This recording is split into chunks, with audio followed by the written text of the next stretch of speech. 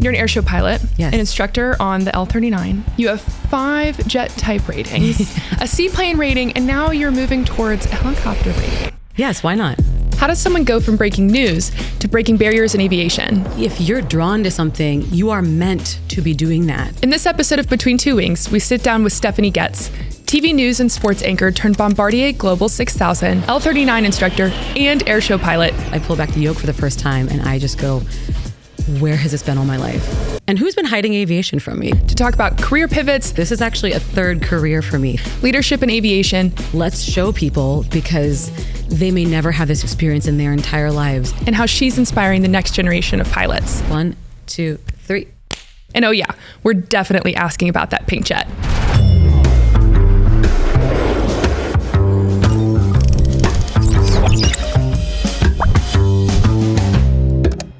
Stephanie, thank you for joining us today in Austin. Welcome to the show. I am honored to be here. Thank you for having me. Also known as JetGirlStephanie, do you have any other nicknames? Well, pronouncing my name can be a little bit difficult. Goetz is my last name. And most people say Goetz or Goetz. And no, it is Stephanie Goetz, like Stephanie gets what she wants. Great explanation. Easy to remember. I know. People are like, yep, I'm going to remember that now. That's great. Well, before we get really deep into a lot of the questions that I would love to ask you on today's show, I just want to kind of hear about your transition, how you got to where you are now. I know that's probably a wonderful story of how you went from being a TV anchor to a jet pilot. Can you tell me a little bit about that adventure? Yeah, it was quite the adventure. This is actually a third career for me. So news and sports broadcaster, business owner, and then a professional pilot. And it wasn't really just one moment where I said, aha, I'm going to be a professional pilot. It was a series of moments where I was feeling dissatisfied where I was currently in my current job. I had loved broadcast. It was really the job that I thought I'd be doing for my entire life. But at some point, that chapter just felt like it was closing. And that was difficult because what was I going to do? I'd been doing broadcast for 10 years, 5,000 newscasts or more over that amount of time. That's all I knew. And so I'd been covering historic events, breaking news, sideline reporting, and big sporting events and everything in between. And so for me, it was very kind of helpless feeling of what do I do next? And the best advice I got was, start to seek out people around you that are more successful than you, that are better at something and are maybe on the path you want to be. And I looked at the skills that I had and I said, well, how could I parlay the current skills I have into something else? And it wasn't flying right away. That wasn't until 5 years after I left broadcast, where my heart really was, when I really got still with myself in the moment where I was like, okay, if money's not the thing. If we know the money will come, what is it that my heart says I really want to do and I'd be good at? And for me, it was motivating people. It was inspiring them. And it was helping push them through to make big changes in their life. Now, that's very big and nebulous. So what was I going to do? Well, a dear friend of mine was a motivational speaker and trainer. And I thought, tell me a little bit about that. So he gave me the whole business plan of how he was able to make it work. And I decided, all right, I'm going to go into this world of coaching and speaking. And you can't just leave broadcast if you don't have a full-time job after. You have to save up money. So I squirreled away every little penny that I could on my modest salary. And I decided, okay, I'm going to leave. And so I left broadcast in 2016 and I had to save while I was also, building business as well, and just live like very, very within my means and very modest, because I wanted to have that dream of having ownership over my time, ownership over what I created and put out in the world. And more importantly, I wanted freedom. So I wanted freedom over what I created as well, and freedom to build a client list that I wanted and work for myself, which is, some people absolutely love it, which I do. And some say I couldn't do that, and that's to each their own. But for me, that was so important. And I had no idea that I had such an entrepreneurial spirit inside of me. And so looking at now, 10 years later or so, I am still doing my executive coaching business, and I've been able to build it through media training, coaching top Fortune 500 executives all around the world. It's taken me to some incredible places. And really, it's been something that I've been so blessed to be able to do. So how does aviation come into this? Right. Yeah. So a couple years before I left broadcast, I had an 80-year-old flight instructor call me out of the blue and say, you should do a story on aviation. And I was like, okay, well, interesting. Always looking for a good story. Why not? Sure. I had no idea that I would be flying the airplane that day. Oh. Yes. Yeah. I had never flown an airplane, a small airplane. No one in my immediate family or anyone that I knew growing up was a pilot, not anyone. And so I had no experience and exposure to aviation other than like a couple of commercial flights here and there. My parents, we were middle class. And so we drove to every family vacation in Western North Dakota because that's what a good Midwestern family does. And so I didn't really have any experience and exposure to aviation at all. Wow. So he throws me in the left seat of a Piper Archer, just like any good flight instructor does, of course. And he's like, okay, here are the controls, the radios, which I felt relatively comfortable on because I'd been speaking to tens or hundreds of thousands of people every night as a newscaster. But it still was such a foreign world to me. And we taxi out. At the runway, he goes, your controls. And I'm like, okay, this is the moment. This is what we're doing. This is it. Yeah. And I push up the throttle. We get to flying speed and I pull back the yoke for the first time. And I just go, where has this been all my life? And who's been hiding aviation from me? Because I feel like this is the most incredible thing that I didn't know existed. And interestingly, aviation had been around me as a broadcaster for a long time. I had gotten to fly in a Black Hawk helicopter, covered the Blue Angels, flown in old World War II bombers. Like I had been around it and covered stories on it, but I never counted myself in as a pilot. And you never had gotten to sit in the left seat. Never, no. Right. And the reason why I counted myself out is because growing up, I wasn't really drawn to STEM, to science, technology, engineering, math. It wasn't something I was particularly drawn to, more so because if I didn't know it right away, I just thought I didn't know it. And now I know, I just have to hear it a couple times and I love it and I know it. But I just really counted myself out. And for a lot of people out there, they count themselves out too, just because they don't know something one time. And that doesn't mean that they don't know it. You just have to learn it and maybe learn it a different way. And so for me, the love of aviation, the draw of it has been the freedom of flight, the adventure, the self-actualizing, the continually challenging ourselves. And there's always something new to learn, and just the weightlessness of flying. So that bug bit me, and it has definitely stuck with me, this beautiful love of aviation.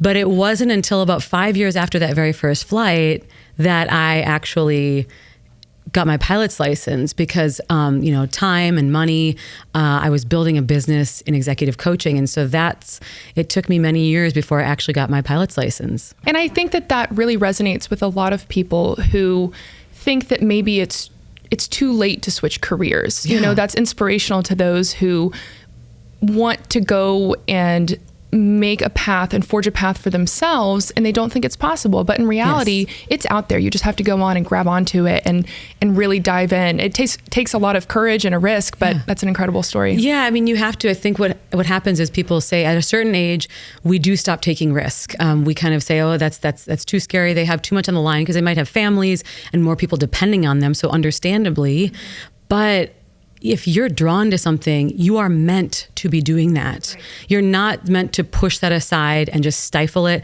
and throw it away. You're actually supposed to be doing that, and that's where your greatest work will be. And for me, it was that I was okay with being uncomfortable by starting my own business and getting very uncomfortable because I didn't want to be 20, 30 years later and miserable, but comfortable. That was not how I was ever going to live. And I didn't get my pilot's license till I was 34 years old. And I didn't start flying professionally till about 36. So you can do it at any age. I talk to pilots who are in their 50s and just getting their pilot's license. And I'm like, as long as you can get a medical and you're great at what you do and you're hardworking about it. Yeah, you can do this. And if your heart's in it, it really makes a difference. Definitely. Oh yeah, you can overcome a lot of the long nights and very challenging days that go into flight training if your heart is in it. Being comfortable with being uncomfortable is what I really get out of that. And that's extremely relevant to, I think, any career, and it's applicable in any path that someone takes. So that's really wonderful. Yeah, it's really the only way to truly grow is you have to be okay with that. And what when I coach people, and then myself, when I'm getting to a point where I'm doing something new and different, I know the signs of where I'm getting to a breakthrough or where I'm doing something different and challenging myself and getting to the next level is when I'm uncomfortable. Right. I'm like, oh, here it is again, because it's something I don't know and I'm learning and I'm growing. But you push through that and you say, this is just par for the course. This is what growth looks like. So how did your experience in journalism prepare you, if at all, for being in aviation? Because those are obviously very different career paths. So did any of that translate in terms of skill, scheduling, any of that? Absolutely. They are and can be both very high stress environments and a lot riding on it and high stakes. So as a newscaster, mostly every week for sure, and sometimes every day of that week, there'd be breaking news, there'd be video that didn't come in, and so you'd have to ad-lib and you'd have to adjust. You were constantly having to be very resourceful in the field as well. So as a reporter, in the morning you come in and it's the morning news meeting where you get the stories that you're going to do for the day and you pitch your stories that you want to do. Then you have maybe 6 hours to get all of that information for maybe 3, 4, even 5 stories and a couple of different versions of each of them ready by 5 p.m. And then for 6 and then 10 p.m. as well. Quick turnaround. Yeah. And so you then you sometimes are traveling hundreds of miles away to go get a story in a small town that you don't know anyone, and you've got to figure it out. And so I became very resourceful at a very young age. And I've always believed that if people really want to have exceptional skills and professional skills and just life skills, go be a reporter for a year. And you will absolutely develop everything you need to know, or many things you need to know. So being able to handle stress and being resourceful, those are critical things as a pilot as well, because many times you are in the flight deck alone. If you're a single pilot in a jet, or you're a single pilot in a Piper or in a Cessna, you are the one person that if things go wrong or if there's an abnormality or emergency, you need to rely on your skills, your resources, and the things that you've learned in your training to be able to assess the situation and take the proper action effectively. So you become kind of this lone wolf in a really good way that you're able to manage and handle very difficult situations. So that translated very nicely from broadcast. So we know that a lot of the skills and attributes that you had in journalism translated and prepared you for your career in aviation. But what was the most difficult part of that? Yeah, the most difficult part, surprisingly, was going from one side of the brain to the other, meaning as a business owner and as a coach and doing communication training, a lot of that is more so on one side of the brain. It's a little more creative and analytical from a business side of things. And then you go into aviation, it's incredibly technical. And so for me, it was interesting where in the morning, let's say I'd have a couple clients that I'd be coaching virtually, and then we'd go to the airport and I'd do ground school and then do a couple of flights, come back and do some more coaching. It was interesting how I was like, okay, wait, I have a different hat that I'm putting on. Okay, here's the creative hat. Here's the EQ and kind of coaching hat. And then I'm putting on my learning and training hat in a very technical field. And it was interesting going back and forth between those two was difficult at first. It was this like, okay, let me take a moment. Okay, aviation. Okay, wait. Okay, now coaching. And had to flip a switch. Exactly, right. Exactly. But now it's like easily can fluidly move between both, and it's quite easy. Is there one specific lesson that you still apply in your career that you took from your previous experience being in news? Yeah, it's an interesting one. So in news, there is an ethos around great journalists that is trust but verify. So you trust that the source that you are talking to is credible and that they're giving you correct information, but you're always going to verify that information just in case they want to spin their own story or if it's not fully accurate. So you talk to another source or you get facts and data online or from a trusted source. And in aviation, you're always trusting but verifying. That's what a pre-flight check is. That is what everything goes into getting a plane ready to take off. So things such as making sure that the oil is at the proper level and the hydraulic fluids, and making sure that there's no broken lines or fluids beneath the aircraft. And then when you program, let's say ForeFlight, and when you're programming the flight plan, double checking that it is the exact route that you're supposed to be going, and it's the one that was filed or the one that was cleared for you.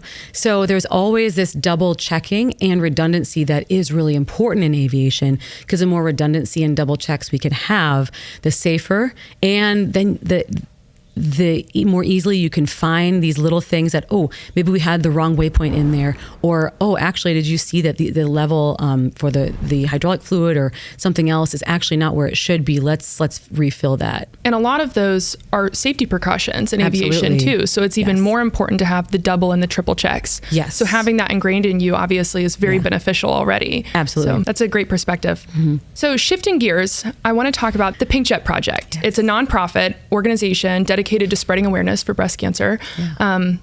How did you get involved in that? And can you share a little bit about how that amazing project came to life? Yeah, it is an incredible organization doing so much good. I was very fortunate that a dear friend of mine who is a former Air Force fighter pilot, she reached out to me and said, you need to be connected with Aerial Angels. It's a nonprofit out of Southern California where a husband and wife team had started it. And they basically had this vision of creating a jet that did more than wonderfully burn jet fuel and fly around and show the beauty of it, but it flew for a purpose. Right. And they wanted to raise awareness for breast cancer, support survivors, and empower the families and loved ones of those who have been impacted by it or have lost loved ones.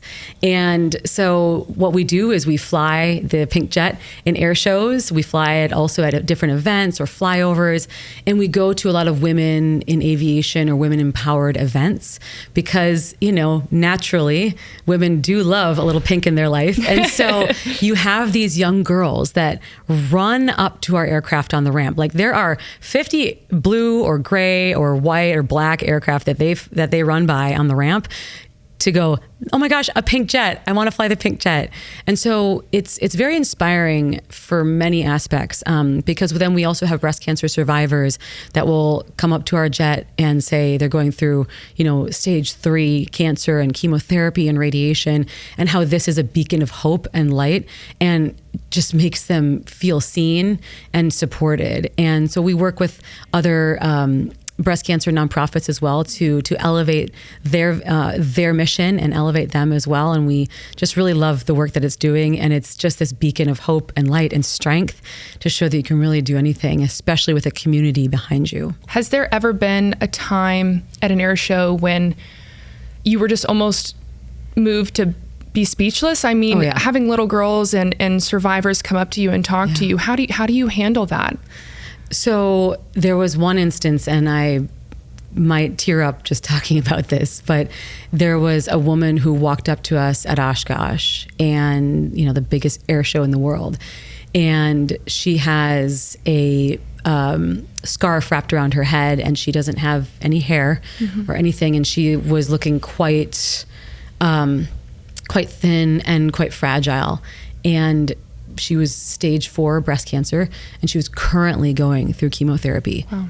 And I'm just like, first of all, I'm very impressive that you are out here, and that good for you for living your life, even despite this very, very difficult time for you. And she's like, you have no idea how much this means to me and how empowering and inspiring it is. And, I'm just like, okay, where are the Kleenexes here? Right. Like, help me out. And then we've had many people as well, like husbands who've said they lost their wife to breast cancer, and they're like, thank you for being here. I feel like she's here with me. So yeah, there's so much. And then you have these adorable little girls that are like, I'm going to grow up and fly the Pink Jet. And we're like, great, sounds good to us. So you never know who you're inspiring. There's so many people that we will never meet and that just see us fly or walk by. And we really appreciate everyone's support, and we're here to fly for them. We're here to fly for everyone and be that community of support for them. That's beautiful. I'm sure that really helps get you up in the morning, having that purpose behind you, knowing that you're flying for such a beautiful cause that means so much to so many people. Well, definitely. I think that I fully believe that we are put on this earth to be a community for other people. And we are here to support people around us, and they're here to support us as well. And for me, this is particularly touching as well because my mom was diagnosed with breast cancer just a couple of years ago and went through a major surgery, and we didn't know how that would turn out. And so this is very, very near and dear to me, and I understand how hopeless and helpless it can feel when your family member or yourself gets a cancer diagnosis. And what path do you take? What are you going to do? How will your life change? And it was very, very challenging for us. It was also a time where we came together even more, and we fought through it. And my mom is doing incredibly well now, and God willing, she'll continue to be doing very well. But I'm just grateful for every single minute that I have with her and other loved ones.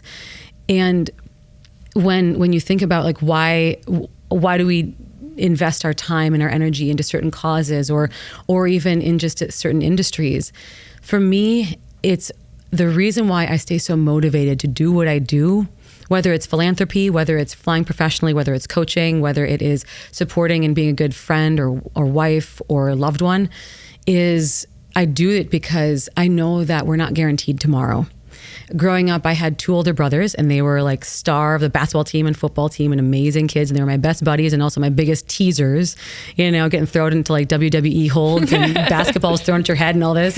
Loved it. Loved growing up with brothers. But unfortunately, when I was 12 years old, my oldest brother, who was 17 at the time, died in a car accident. And it was completely devastating for our whole family. It was devastating for our entire community of Red Wing, Minnesota.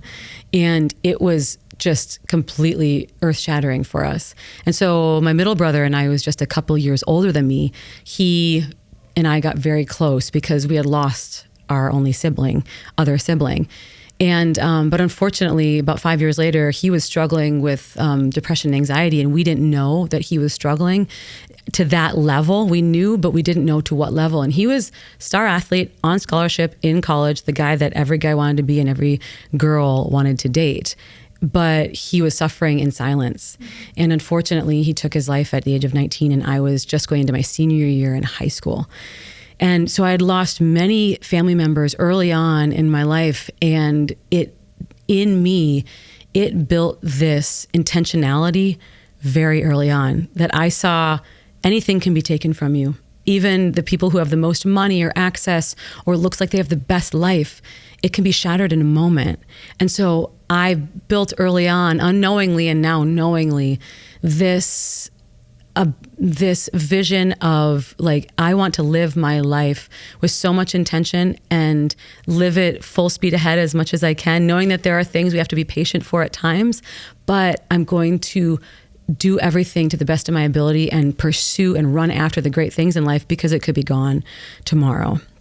Thank you for sharing that. I'm so sorry for your loss of both of your brothers, but thank you. I'm sure that they're very happy knowing that you have moved forward and done all of these amazing things, and you live with such a positive attitude. And I think that that really shines in the work that you do, both in aviation, but in a personal life. So, they're helping me out. They're flying with me. They're flying next to me in formation. That's wonderful. I love that. You're an airshow pilot, an instructor on the L-39. You have 5 jet type ratings, a seaplane rating, and now you're moving towards a helicopter rating. Yes, why not? I love the attitude. So you are obviously quite the inspiration to all aviators, but especially females, both young and old. What do you think is one thing that the aviation industry could do today to get more young people, specifically women, flying and in the air? Well, there's a lot of things that really great organizations within aviation are currently doing, and it's really, really amazing to see how they are moving the needle forward on getting youngsters, and specifically women, into aviation.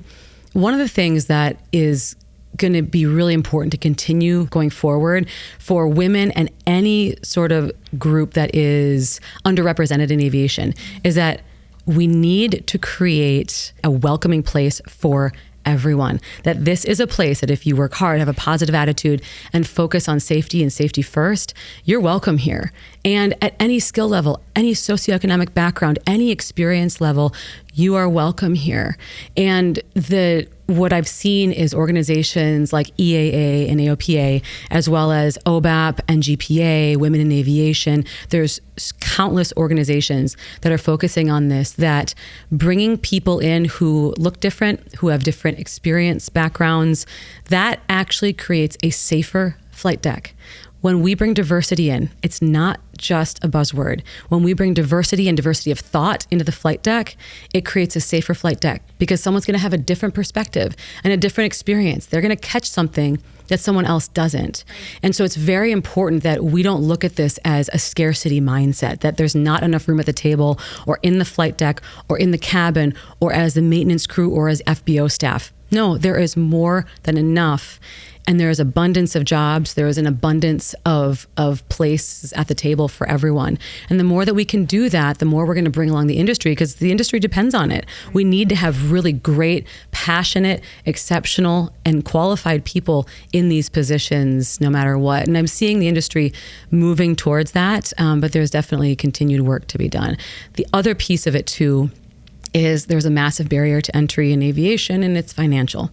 It's very expensive to get your pilot's license. And so then you're creating a different individual that is not able to get into aviation because they can't afford it. And so the more that we can create funding streams and resources for people, more scholarships, and more ways for people to have access to aviation, it's going to continue to grow in such a great way. So how does flying an L-39 compare to flying a business jet? I have to know, because you talked about putting on a different hat from going to journalism to flight school, but now this is another hat that you have to put on, right? Oh, yes. And it's not only L-39 to the Global, it's also the Citation 5, a 560 that I fly, as well as an RV to a helicopter. I mean, there's so many different aircraft that I fly, and Super Decathlon, I'm flying the other day. There's just so many.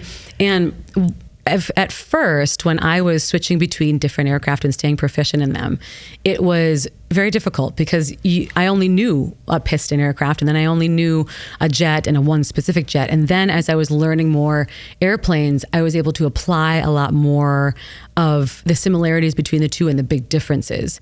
And it is, when you get to a helicopter, you put on a different hat. When you get to an L-39, you put on a different hat. And I even like to take a moment and kind of take certainly a few minutes, if not a good amount of time beforehand, to say, all right, what is my mission? What am I doing today? What are some things I need to read up on beforehand if I just want to brush up on some additional things that may have just gotten forgotten, or that, oh, okay, yep, I remember that again.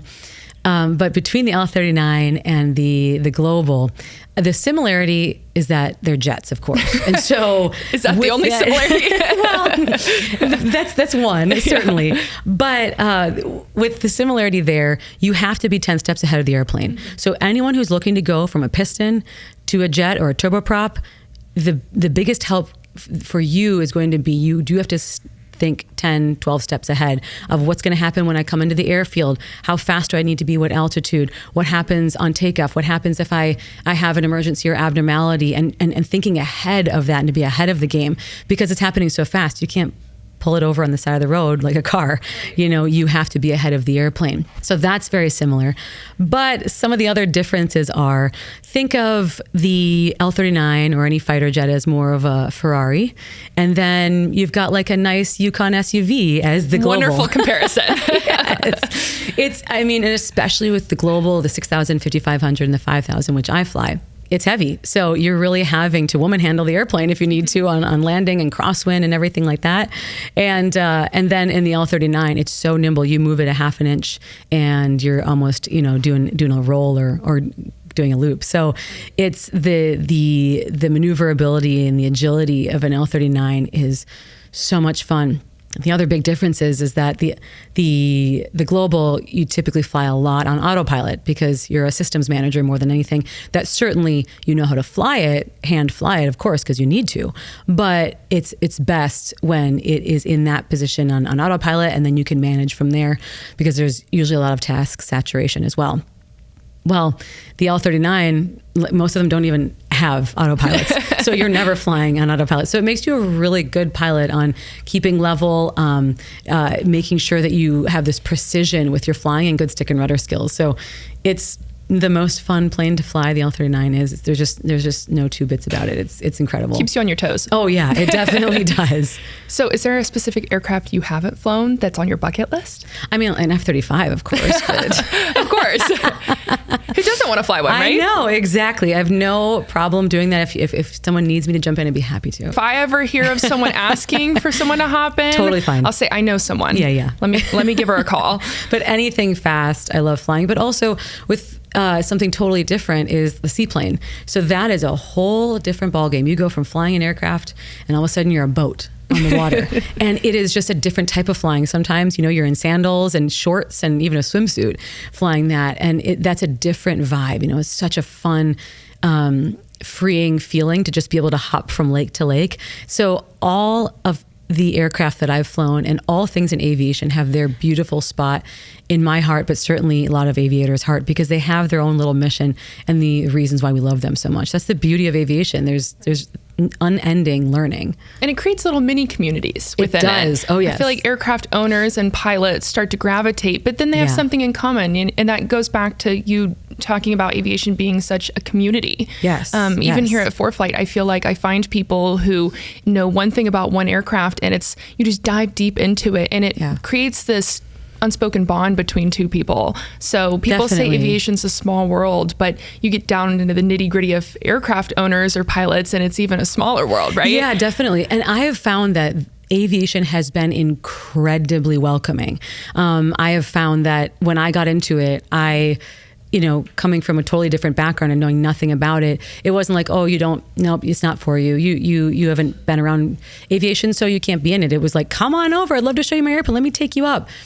People who are aviators and really truly love it, they want to share it with everyone that they possibly can. Like, how do you know someone's a pilot? It's because they tell you. It's the first thing that they tell you. Like, wait, I'm a pilot. It's a love that we all have for it. And I've been very, very grateful for the community of aviators that I call friends and loved ones, and those who've mentored me and lifted me up. You really can't do it without a really strong community of people around you and support. You don't do anything alone in aviation, because it's necessary in your learning to learn from others and grow. And also just as a fun pastime with others to be able to take out for $1,000 or $100 hamburger or whatever that is. Right. It's so much fun. I love it. Or making small talk with people at air shows. Oh goodness, yeah, yeah. You're very comfortable with conversation like that now. Oh, definitely. Oshkosh AirVenture is kind of my favorite week of the entire year. I think a lot of people could probably say that. Yes. I would say it's probably mine too. Yes. Oh, it's amazing. It's like this little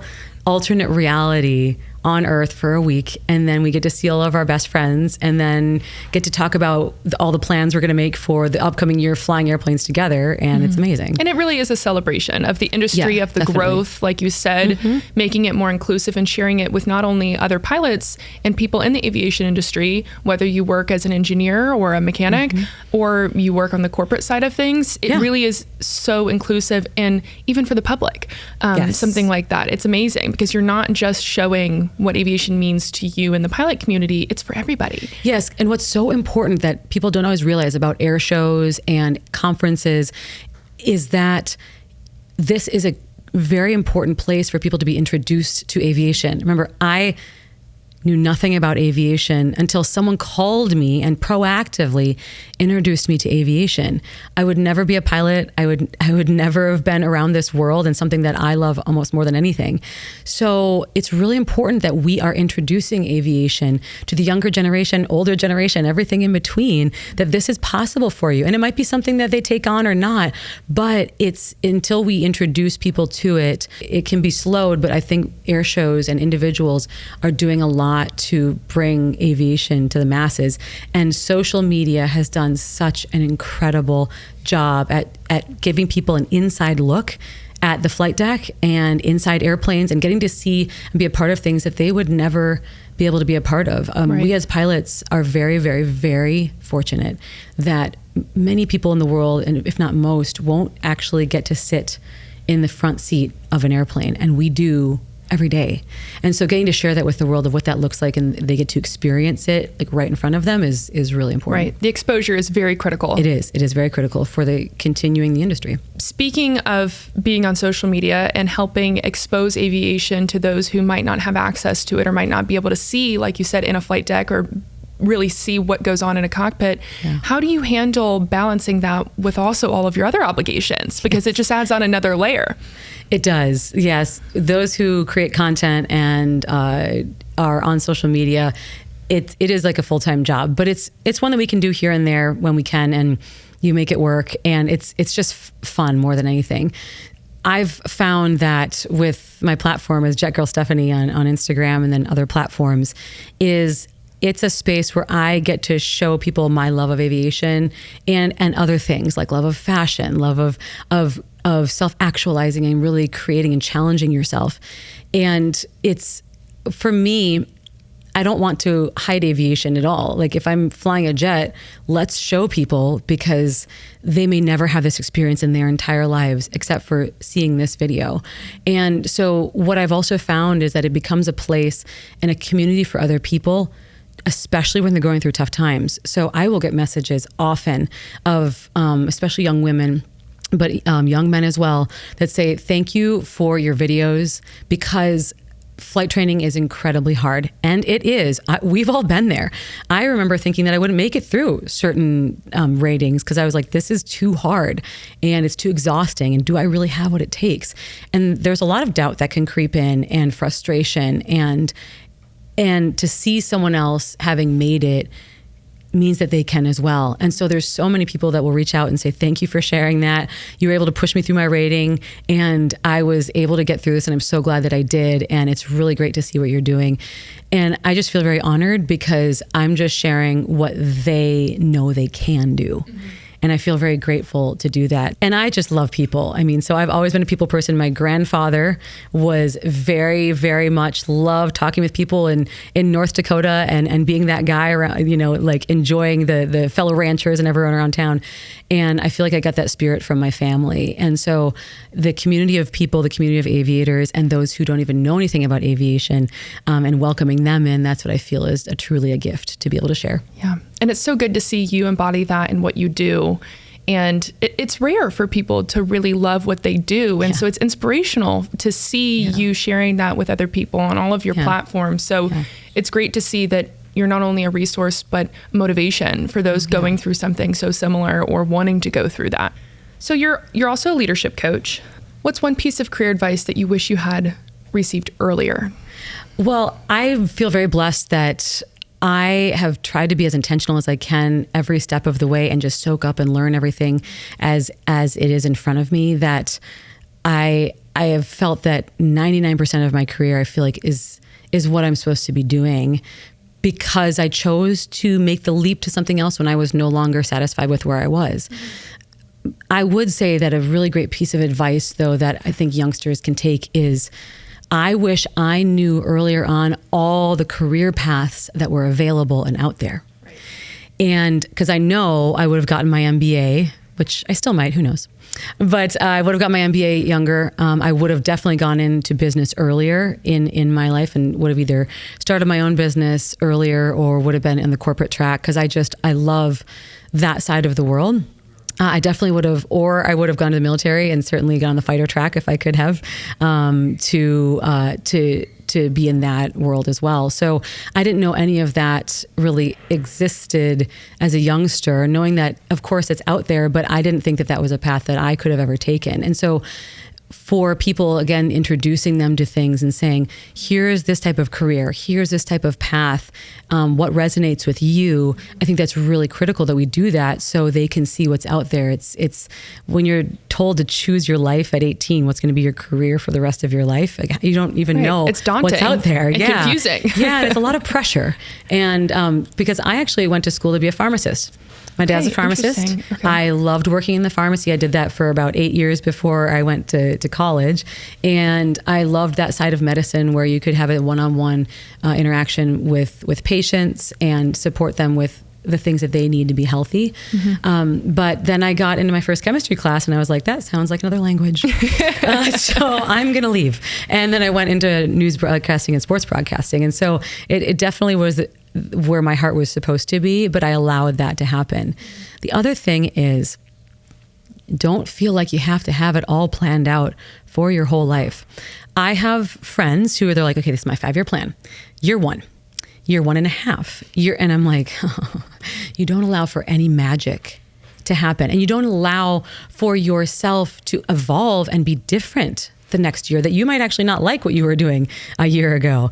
And so what I've always done is kind of had a loose idea of what I would love to do. And for me, that is feeling fulfilled, feeling challenged, feeling like I can always be doing something different and learning and growing, and doing it with something that I love. And the something that I love might change even in a couple of years. But being okay with that means that you're continually honoring where you're at in that season, and that you're not just staying stuck because, well, I'm here and I told myself I'm going to be here and this was the plan. Now, if there is a plan that you're going to be on that you should continue to stay on, and just because it gets hard, you stop, that's a whole different thing. You do need to push through. It's going to be hard. Like, it is going to be difficult. Like, especially, for example, if you're wanting to, get very fit and you're wanting to be healthier, you're going to have to work out when you don't feel like it. And you're going to have to maybe forego some of the donuts and pastries, which I love. And maybe you're going to go for more vegetables and high protein. It's just, that's part of life. So we do have to do the hard things and not let our feelings dictate what we're doing, because we've committed to a mission and a goal and achieving something.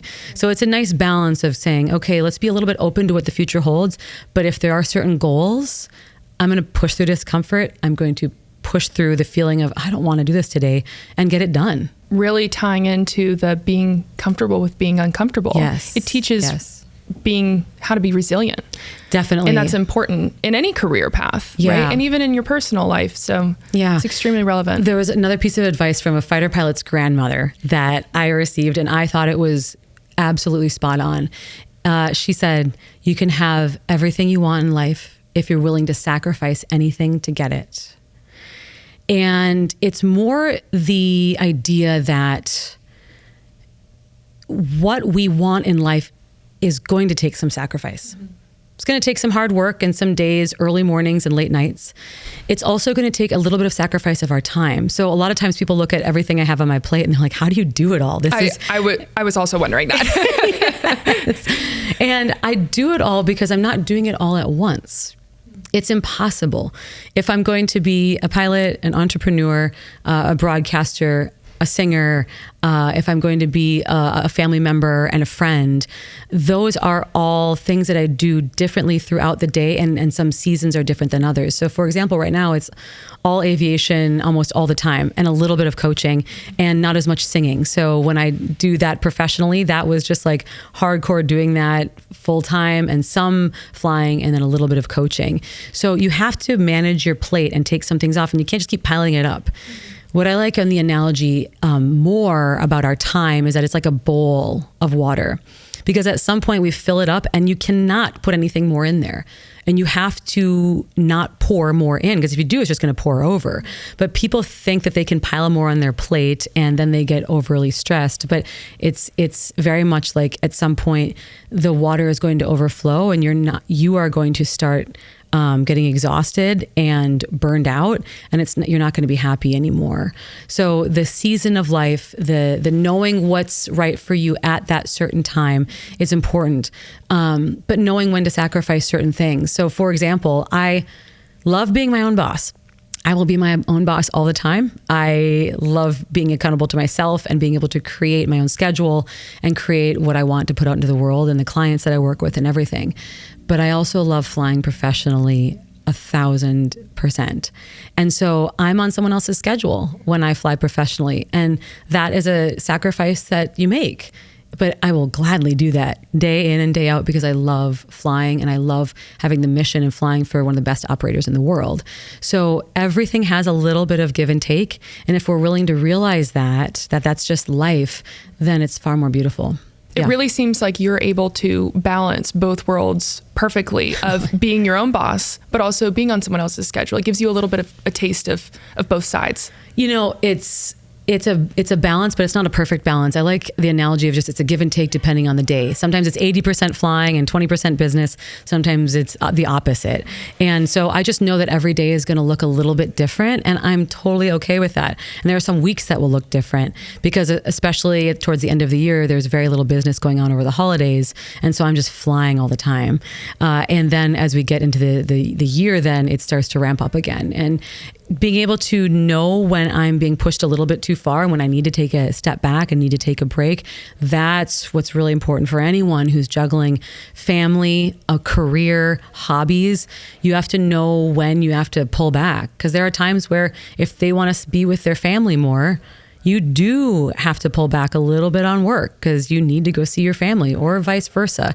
And so when you need to adjust those periods of your life is what I think people really need to understand, is that it's not just exactly how it's going to be for 30 years. There's seasons that are sometimes a week long or 10 years long or 10 days long, and honoring that and where you're at that moment. Right. And change can be good. Yes, absolutely. It can be great. It's not always fun. I think we kind of bristle at it at times, but sometimes change is very welcomed.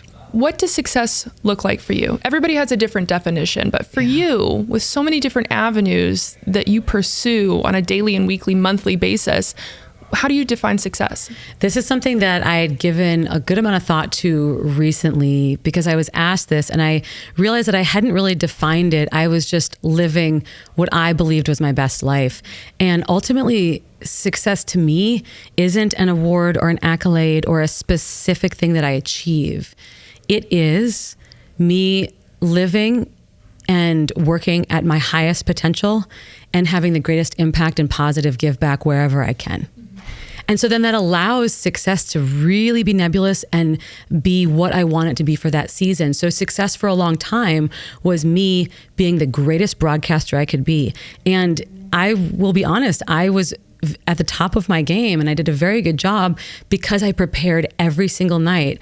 And the preparation for that, sometimes for a 5 p.m. newscast, is like racing to get to the 5 o'clock news after a 2 o'clock news meeting and cutting promos and getting stories together. But I read through every single script that I ever got, and fine-tooth comb, made sure that it was correct or any spelling and grammatical errors were gone and that it was in my voice. And so that meant I wasn't stumbling a lot on air, but it was a lot of time and dedication, and it was exhausting to do that every single day. But that was my dedication to myself and success. And then I had started a nonprofit as well, a mental health nonprofit after losing my brother. And that was flourishing across the entire state of North Dakota and northern Minnesota, called Imagine Thriving. And I felt so honored to be able to use my platform for good. And I just absolutely loved the impact, the positive impact that had and still is having on the community there today. So it's this coupled approach for me.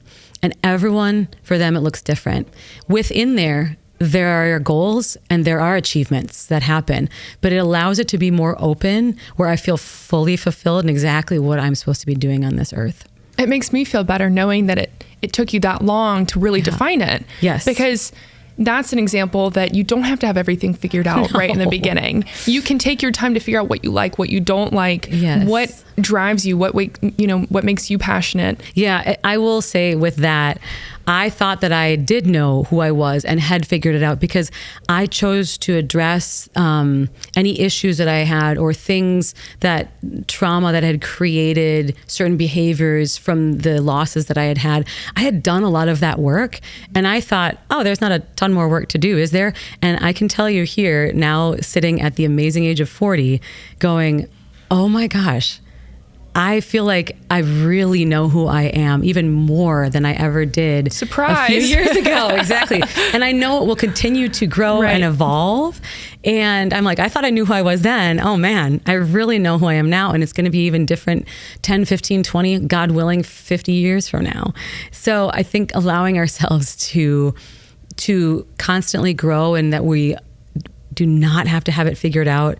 Even in our 50s, you can still be growing as long as we're pursuing what we're supposed to be doing and pursuing fulfillment and giving back. I think we can't go wrong. And giving yourself some grace. Oh, yes. In oh, my those goodness. times of so change. Much. So much grace. You have to speak kindly to yourself. You got to be your best coach to yourself. Don't, I always say, if you're talking negatively to yourself, and we can, it's a very normal human thing to do. How would you talk to your friend in this similar situation that they were going through? You wouldn't berate them. You wouldn't say, you're no good. You don't know what you're doing. You're not good enough. You would say, hey, you're really skilled. We need to try this from a different perspective. Or no, you actually are very good at that. We do have to sometimes lift ourselves up like we would a dear friend versus cut ourselves down and be hard on ourselves. It's a great lesson to carry with you. Mm-hmm. So if you weren't in aviation or journalism or any of the other endeavors that you pursue on a frequent basis, what would you be doing? I know exactly what I'd be doing. I would either be an actress or a professional tennis player. Wow. So really hitting all of the corners. Just literally of everything. Professions. The only thing that I am not good at is gardening. Okay. So like Martha Stewart, man, I have so much praise for her and all these others that do incredible things in that space, but I will leave it to them. So growing up, I really only wanted to be two things, either a professional singer or actress or a professional tennis player. So I started playing tennis at about 5 years old. It was my only dream to play. I growing up in a small town that you could only access the courts though, like 5 months out of the year because it was snowing half the time. That created a little bit of a challenge for growth and really accelerating your abilities. Yeah. So if I could do it all over again, I'd try that too. I would definitely have gone full time with tennis or acting. And who's to say I can't now? Right. Why not? Right. You have all the time in the world, obviously. It's not like you're busy or anything. Somehow I'm able to stretch the hours in the day. That's amazing. I need to learn that trick for sure. Do you still play tennis? Oh, yeah. Yeah. I love it. Tennis it's one of those things where you are working out and having a great time and then you're challenging yourself. You're getting better at something and you don't, it's not like feeling like working out at all, but you are working out very hard. So I am a tennis player. Not as much a pickleballer. I was going to say, a lot of people have strong feelings against pickleball. They do. I have nothing against pickleball. You do you. I'm going to do tennis. I think people can respect the boundaries. Yes. So you've embraced both the hands-on, very high adrenaline space of aviation, but you also love to live a very glamorous lifestyle. Yeah. You embrace the pink personality. Yeah. I mean, how do you think that embracing all of those aspects has shaped your career and who you are today? And how do you stay personifying both? Well, it's more realizing that you can be anything you want to be at any season, but like being authentic to you means it's probably going to be multifaceted. When people think I only am going to like fashion or kind of the sparkly creative things, or I'm just going to like the technical things. Well, why? Why does it have to be that? In what rule book did we say we have to either like this or that? Somehow we created these rules, and I think it's because it's easier to put people in this little box and easier to understand who they are. When we're multifaceted and when we have immense depth, people sometimes don't know what to do with that, but that's okay. That's not for us to figure out. It's for us to be that. And so for me, fashion and my love of fashion is something that went back to a very young age, playing with Barbies and sparkles and sequins and all of that growing up. But what it has created now is in my work for communication coaching and presence training, it's coaching people to realize what is the nonverbal communication that you want to give off. So whether we like it or not, our appearance speaks volumes before our words will ever speak. Because if you're at a dinner party or a cocktail party or you're at an air show, you're not going to talk to 99% of the people there, but you are going to see them and you're going to make an assessment or judgment based on how they look or how they come across. And we can use that to our advantage to say, if I want to come across as strong and bold, I want to come across maybe as just a little more pulled back.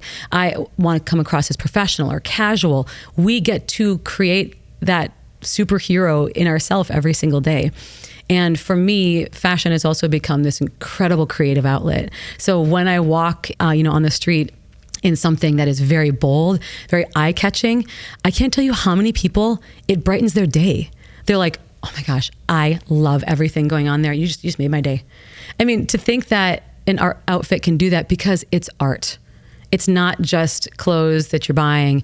It is a piece of walking art, and people that appreciate it love it. And I think anything I can do to bring a smile to someone's face and bring joy to them, that makes for a really great day. And so being able to do both and embody both the fabulousness of fashion and creativity, but also the fierceness of being a very dedicated and skilled pilot, those things can go hand in hand. Right. And it allows you to bring the creativity into the cockpit. Yeah, absolutely. Definitely. And I mean, you got to have a little fun up there. I mean, when I'm sitting for 12 hours or, many, many hours flying an airplane, there are times where you want to have something more interesting and more enjoyable to connect with people on. And that's what it becomes, especially with your crew members, is connecting with them to create a very symbiotic and safe cockpit and a flight deck, because you have similar interests and you have that shared respect and trust. Right. So I'm assuming you do love your pink flight suit. Obviously. As do so many others, which we adore. It is very eye-catching. Exactly. And it makes people's days. It does. It makes their day. They're like, oh my gosh. They just turn and they go, what is that? And I love it. I mean, at the end of the day, it's very functional and a very critical piece of flying the jet, but it's also fabulous. Stephanie, we started this conversation by talking about your wild career switch. Yes. From being a TV anchor to now being a pilot of multiple aircraft. Looking back, would you do it all again? Absolutely. I would do it 100 times over again. And I might do it a little bit differently, or I might adjust it here and there. But I really, truly feel very fortunate that because I listened to my intuition and my gut when it said, this isn't right anymore, this season is closing, and to grieve that and be okay with that and say a new chapter is coming. It's going to take a little bit of discomfort. It's going to take plenty of hard work and dedication and long nights, but you're going to love it. Because I chose to listen to that and go in that path, I don't have regrets. I don't look back and go, oh, I wish I would have done this differently. And man, I wish I could have done this. And I think that's a message to everyone, that if you truly sit with yourself and say, what do you want? Even with all the obligations you have, you can make it work. I've seen this time and time again with friends who have large families or have major commitments, and they're still able to fulfill what they're meant to do on this earth and what makes them happy. And I think it's possible for anyone. Is that what you would tell someone standing at a similar career crossroads that you were standing at? Definitely. What I would say is, think about it this way. Think about it as that it is required to happen in your life. So what are you going to do to make it work? Instead of, oh, I wish that it would, and this would kind of be fun. No, if you were forced to make it work, you would. So there was an example of how do we manage our day. And so executives are very, very, very busy. They are scheduled from morning to night every second. And there's many people, whether you're executive or not, that you are scheduled very, very, very tightly in there. But in this example, an executive's water heater broke. Okay, like you're scheduled all day long and your water heater breaks and you have to go fix it and take care of it and call the mechanic and get everything figured out. And you do. How does it happen? You didn't stretch the hours in the day. You forced it into your day because you had to, because it was an emergency. Mm-hmm. You do have to think about your dreams and what you really want the same way. You have to force it into your life, otherwise it will never happen. You can sit on Netflix all day long and watch other people do things and do that and relax, but you have to force change or going to the gym or learning something new into your day if you're going to actually make any sort of change. That's a great piece of advice. Thank you so much for being here today, Stephanie. Yes. It was a privilege to hear all of your adventures, from flying the L-39 to the Bombardier Global 6000. Your adventures are inspiring to everybody, no matter what stage of life that they're in or if they're at a career change. I hope that this is going to be beneficial to those looking for a light at the end of the tunnel. Yeah. For someone thinking that they can't do something, I hope that you've been able to speak to them on that. And I just want to thank you for being here. Of course, I'm delighted and honored. And I really hope that sparks, motivation and action in those who might say, this is my time. And if they're feeling that, if they're feeling they want to do something different or new, it's placed in their heart for a reason. And to follow that, embrace it. It might take a little bit of hard work and good people around them, but they can. Amazing. I hope I see you at AirVenture this year. Oh, our favorite week of the year. Favorite week of the year. I will be there.